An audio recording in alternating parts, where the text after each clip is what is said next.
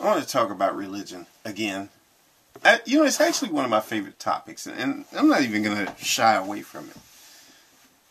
But it's really about the feeling, kind of what's at the heart of religion. And I think, as Carl Jung said, that what's at the heart of religion is the religious experience. It's not what's in the holy books. It's not in the traditions and the rituals and the ceremonies. But there's something. There's an experience. There's something that takes place in the mind. And that's what's at the heart of religion. And I've really been interested in that for years. And I really try to look at that from a scientific perspective, but I also read a lot of holy things. I mean, I read the Bible, and I also read other Eastern religion too. A lot of Eastern religion, a lot of Zen things, a lot of different types of Buddhism. I even have a copy of the Quran, which I occasionally read. And I try to understand it. I really do. I mean, I don't go into it like, probably not in an orthodox religious way of looking at it, but really trying to understand it. And not just criticizing it and just thinking, oh, it's just terrible, it's stupid, it's nuts, anybody who believes in God is just crazy, and whatever. But one of the people who studied religion, now, one of the things I want to do is recommend a book written by someone whose name is very well known in psychology. But people don't think of him as somebody, connected with trying to study religion, but he did. If you took up a basic psychology class, or probably more advanced psychology class, you probably know the name of Abraham Maslow. Everybody knows him as connected with the hierarchy of needs theory. But what they don't realize is a lot of stuff, he talked a lot about religion.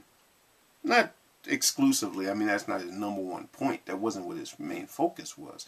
But about the religious experiences and why that's important, in understanding something about human nature. It's a part of human nature. He wrote a book called Religions, Values, and Peak Experiences. I strongly recommend it. It's a pretty thin book. It's not very thick. You can read it. And believe me, when I think about all the videos I watch on YouTube, and anybody who's into these debates or whatever people say and listen to all the debates and try to figure it out, this will blow you away, because it's interesting, because he wrote this back in 1964. And it's interesting that back before all this stuff now, you can see how this fits in. And it gives you a lot of insights into things. It's not going to, if you're an atheist, it's not going to make you a believer. If you're a believer, it's not going to make you an atheist, whatever. It just gives you a lot of insights into things. And I strongly recommend reading everything that Maslow writes.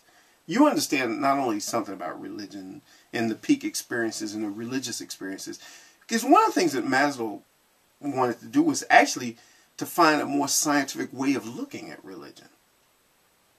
And he was somebody who believed that science and religion weren't really at odds with each other.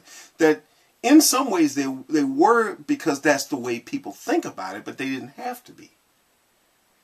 It's really interesting. I mean, I don't know enough ways I can strongly recommend this. I mean, if I were rich enough and I had enough money, I would actually buy everybody a copy. I'd send a copy of this to everybody in the world. It's worth reading. It's called Religions, Values, and Peak Experiences. You can get this at Amazon. You can get it at Barnes & Noble. I'm sure you can get it at a lot of other book places. I know that at Barnes & Noble, they do have a Nook copy of this if you're into the electronic books things. They don't, however, have a Kindle copy of it. But you can read it, and it's a very good book. It's worth reading. Trust me, you will not be disappointed when you read this book. Or you can probably get it from the library and read it. But I strongly recommend it. And for those of you who do read it, then we can have something to talk about. Then we have some really interesting things to talk about.